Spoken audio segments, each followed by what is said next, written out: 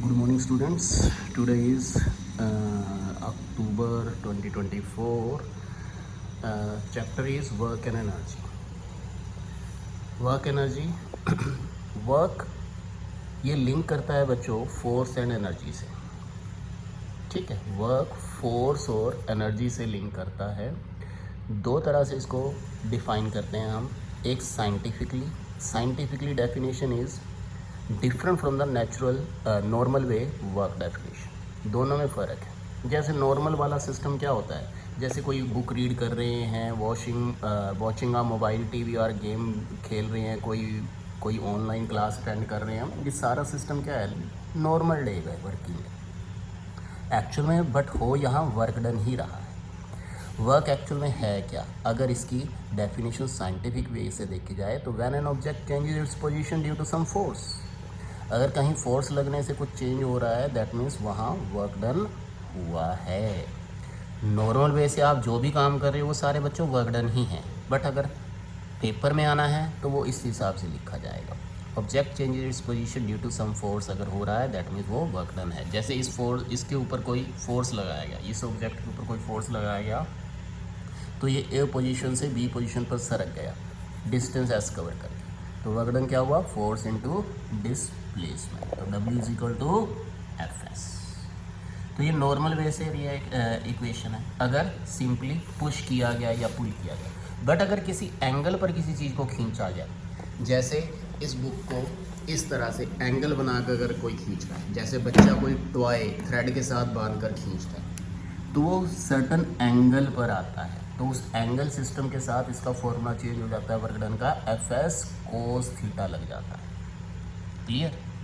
Theta मतलब जो angle बना रहा है बच्चा ग्राउंड के साथ थ्रेड का, उस एंगल की वैल्यू डालेंगे तो ये W is equal to Fs cos theta. Suppose यहाँ 60 डिग्री के एंगल पर कोई चीज़ खींची जा रही है तो वो कोस 60 की वैल्यू रखते हैं. ठीक है, ये टेबल एक्चुअल में तुम्हें 10th में सिखाई जाती है, बट यहाँ सिर्फ तुम्हें कोस थीटा फॉर्मूला लगाना, nothing else.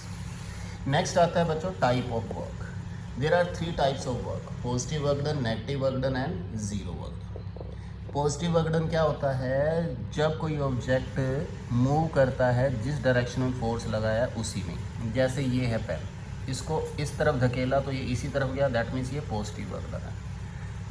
Negative work done क्या है, when an object move in the opposite direction.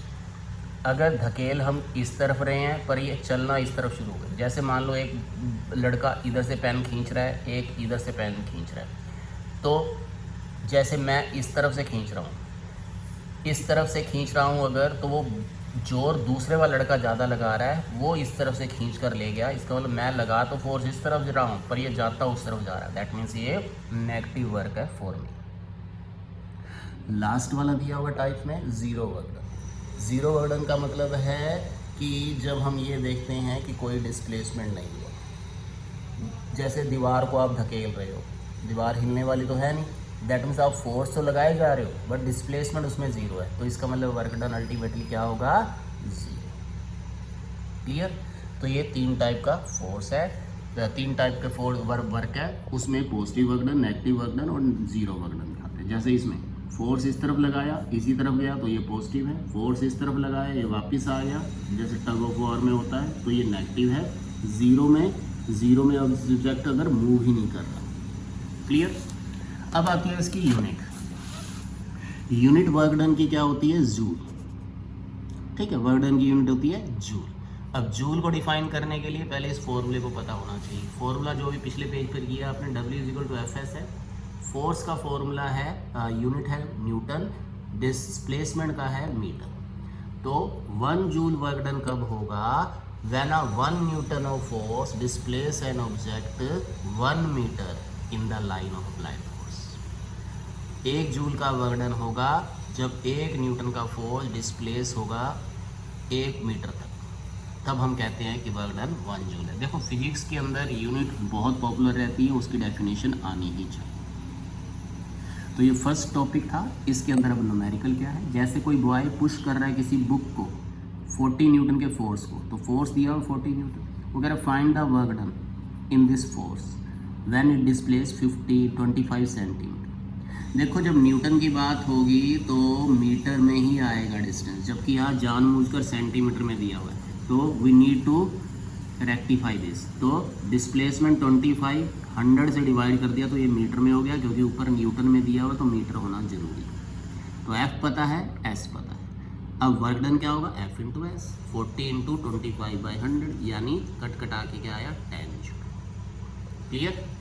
इसी तरह a ball of mass 1 kg throne upward, कोई चीज़ ऊपर फेंकी, जैसे ये पेन ऊपर फेंका, ठीक है, 1 kg का पेन है, हाइट गया है ये 4 मीटर तक। अब कोई चीज़ ऊपर फेंकी, अपने आप ब्रेक लगने वाली है, ये पिछले फोर्स वाले चैप्टर में भी आपने सीखा था। तो इसमें अपने आप ब्रेक लगने वाली है, यानी यहाँ ग्रेविटी यूज़ होगी। तो ग्रेविटी यहाँ वो कह रहा है अगर लेनी है तो 10 लेना, वैसे 9.8 होता है, बट इसमें खुद उसने कहा है ईजी करने के लिए 10 लेना, तो जी की वैल्यू 10 लेनी है।